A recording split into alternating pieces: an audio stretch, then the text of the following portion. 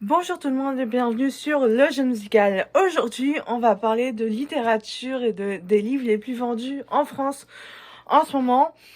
Le palmarès des livres les plus vendus a été dévoilé par Le Figaro. J'ai aussi vu ça sur Le Femina, donc je me base quand même sur des sources.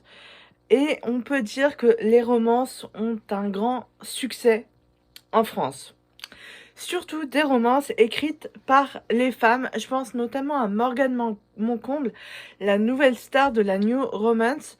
Mais il y a aussi Melissa d'Acosta qui fait son petit bout de chemin dans le monde littéraire et culturel depuis un petit moment. Elle, pour le coup, elle n'écrit pas de la romance, elle écrit vraiment des romans feel-good, des romans qui font du bien.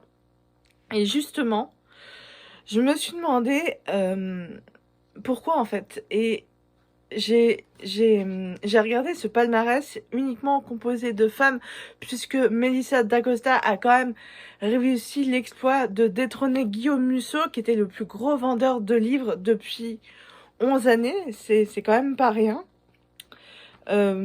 Morgane Moncomble, c'est pour les jeunes, et Melissa d'Acosta, c'est vraiment des histoires pour tous les âges. Euh, Melissa d'Acosta, elle a eu un énorme succès en librairie, elle a même détrôné Guillaume Musso. Ces romans font du bien et ça montre aussi surtout ce dont le public a besoin en ce moment, ce dont le lecteur a besoin, c'est de se sentir bien et de lire des romans qui font du bien, qui rendent heureux. On a un sourire une fois qu'on ferme le livre. Et quand on voit le monde actuel dans lequel on vit, c'est pas très étonnant, puisque je rappelle, il y a quand même eu la guerre, il y a quand même eu la guerre en Ukraine, il y a eu l'attentat le 7 octobre par le Hamas. Vraiment, c'est plein d'actualités qui rendent le monde hyper anti-oxygène et bah du coup, on a besoin de s'évader. En tant que lectrice, on a aussi besoin de rêver, de s'évader, de penser à quelque chose de beaucoup plus positif. Et c'est exactement ce que propose Melissa d'Acosta.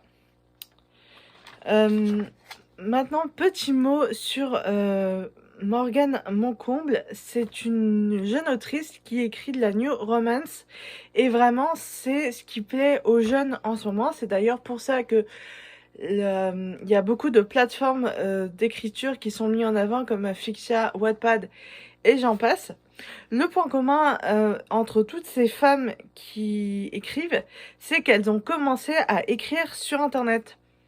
Sur Wattpad pour Morgane Moncomble, il y a aussi une autre autrice qui, elle, écrit plutôt de la dark romance. J'en parlais dans ma dernière vidéo, mais en fait, Sarah Riven, elle a commencé aussi à écrire sur Wattpad, d'où l'apparition de ces plateformes d'autopublication et le fait que ces plateformes sont de plus en plus mises en avant.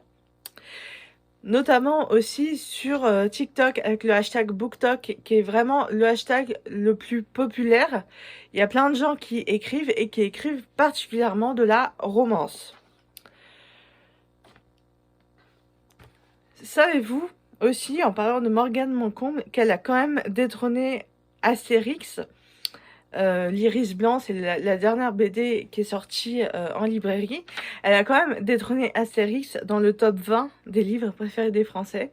Et ça, c'est une performance, faut le souligner. Son livre Un hiver pour te résister a réussi à détrôner Astérix et Gaston Lagaffe dans le top 20 et devenant ainsi best-seller comme Melissa d'Acosta, c'est pas rien. Ça montre que le public a envie de romance, a envie de quelque chose de positif et a envie de rêver, tout simplement.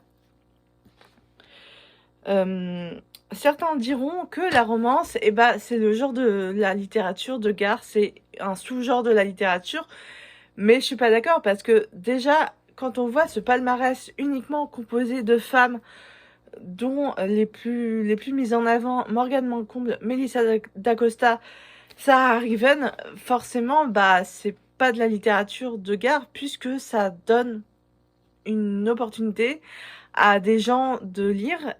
Et ça, ce qui est intéressant, c'est que ça donne envie à des jeunes qui ne lisaient pas à la base de lire et ça c'est cool.